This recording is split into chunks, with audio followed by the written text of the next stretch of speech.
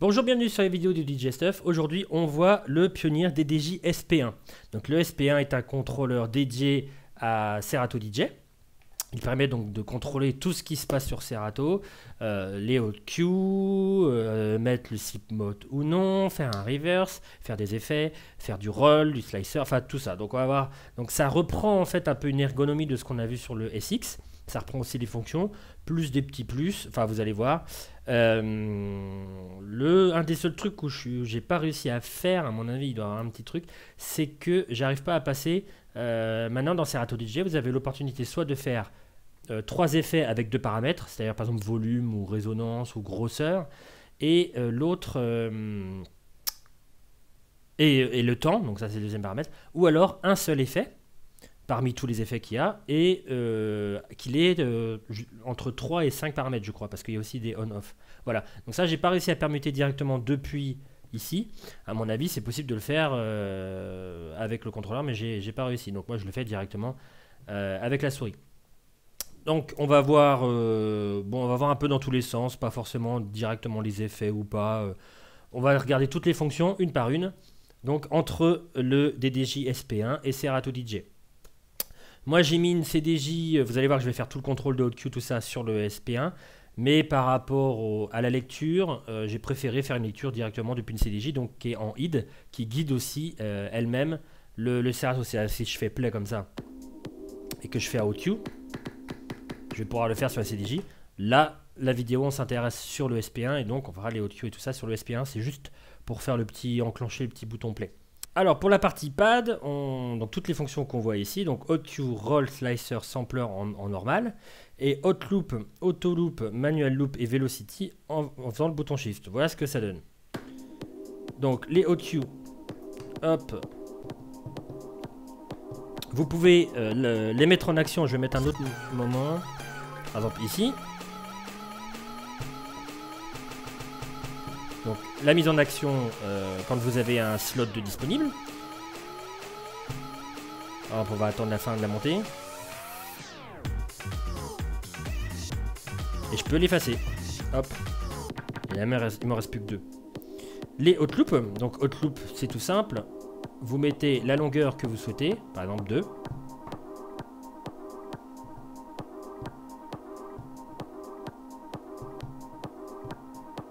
Vous mettez un peu plus loin. Si vous mettez un peu plus loin, on va mettre 4.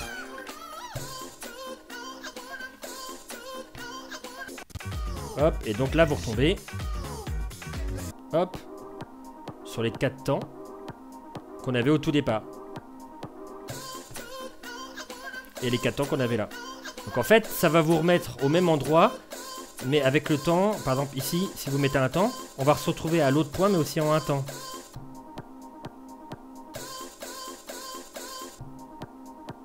Par exemple, si vous mettez 8, voilà, vous allez avoir 8 ans ici.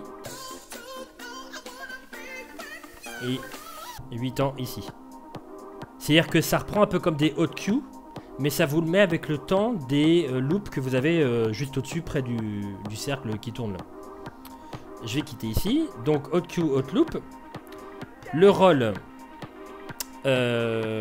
Qui va vous permettre donc de faire une boucle par-dessus le morceau sans que le morceau s'arrête. Alors je connais pas par cœur les temps, mais là par exemple on a 2 temps, un temps, je pose un demi, un quart et un huitième.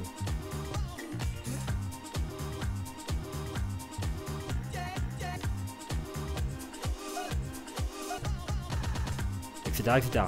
Et auto loop qui va vous permettre de faire n'importe quel loop, mais là effectivement ça va bloquer le morceau à ce moment là, et donc là par exemple si je fais de 4 temps, ça vous fait une boucle de 4 temps automatique, mais elle va rester bloquée.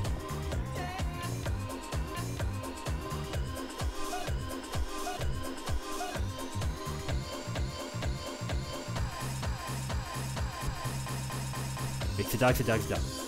Le slicer qui vous permet donc, si vous touchez pas une deuxième fois, d'avoir... Alors, le slicer est réglable. Le réglable ici, je crois... Alors, shift comme ça. Voilà, paramètre 2. Donc, vous pouvez grossir ou pas ce que vous allez répéter. Alors, je vais le mettre comme ça sera un temps, ça sera un peu plus intéressant.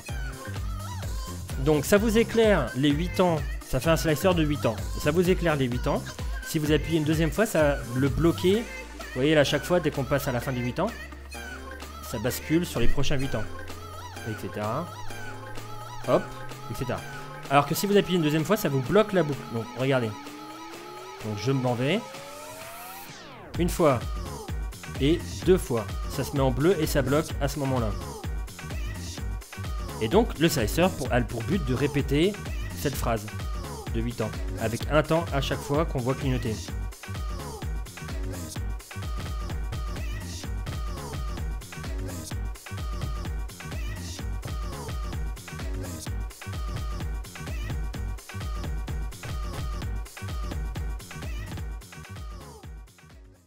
Et donc à la fin, le sampler, donc sur le 4e bouton, qui vous permet d'envoyer des samples. Donc vous pouvez très bien mettre des loops, comment dire, même des morceaux entiers, etc. Le but quand même, c'est de faire des trucs sympas. Vous voyez là, par exemple, je peux mettre un clap, un kick, etc.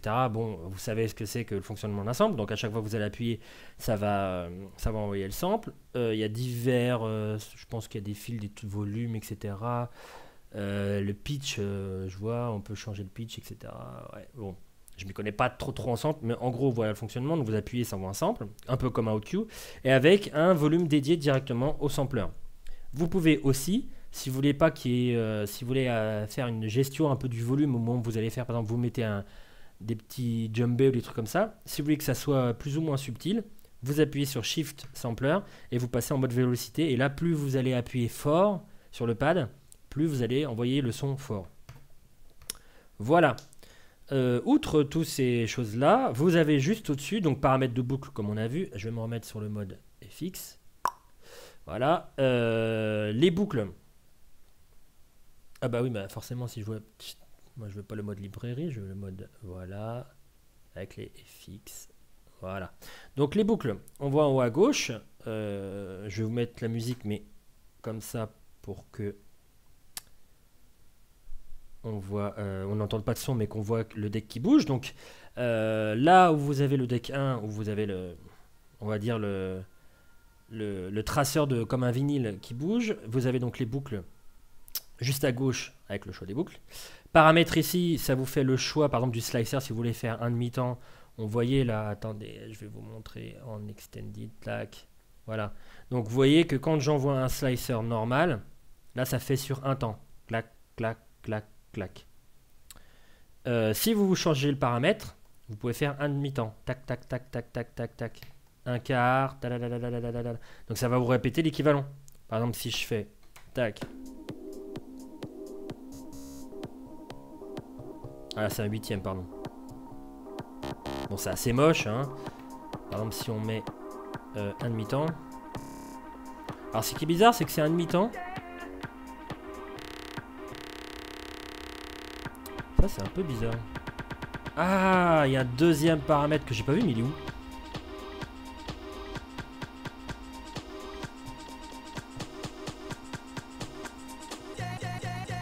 Ça c'est un peu le souci du logiciel en fait. C'est pas propre au SP1, mais c'est le souci du logiciel. Des fois on bouge des boutons et je vois pas où est le paramètre du slicer en fait, qui fait que ça change.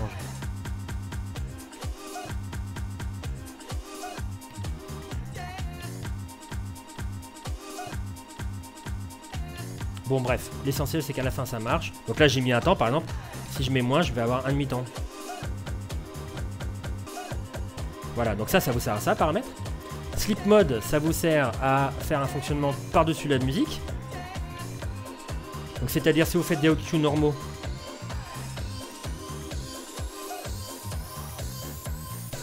Par exemple comme ça. Vous répétez le moment voulu, autant que vous appuyez. Et si vous faites le slip, ça va passer par-dessus au moment où vous appuyez.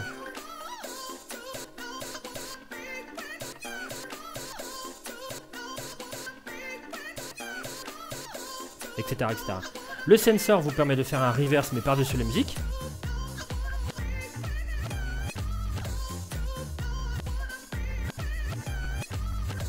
Ça peut faire un effet assez sympa. Et vous avez des petites inscriptions ici, par exemple.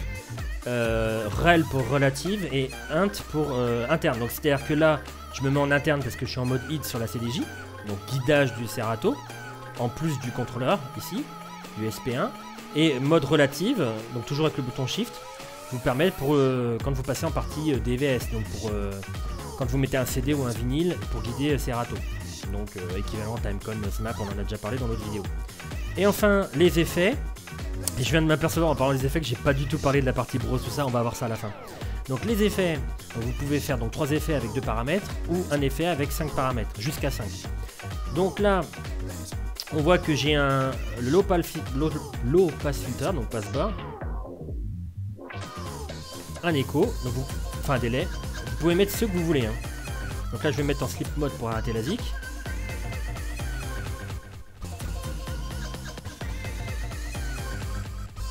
Donc vous pouvez régler les temps. Hein. Là, on a demi, un quart, un temps.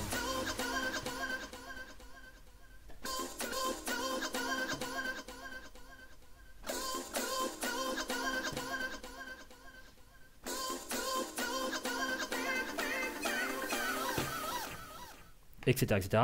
Et la reverb.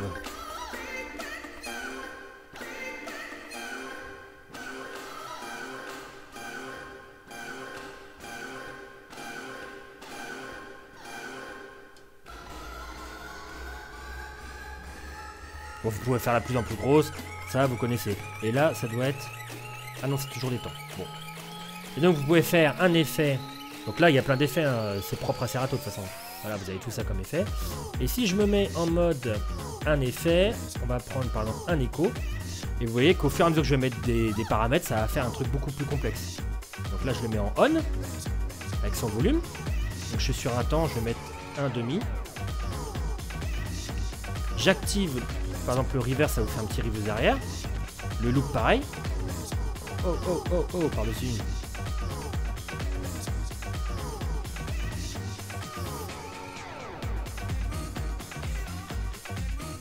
Là, par exemple, je fais un écho plus vers les aigus. Là, plus vers les voix. Et là, plus vers les graves. Etc, etc, etc. Et toujours les temps. Voilà pour les effets. Et à la fin, on va se taire. À la fin, je vais vous montrer donc la partie Brose et comment assigner les effets sur les 4 decks. Et comment envoyer les morceaux. Donc par exemple, donc j'ai mon morceau, je vais revenir sur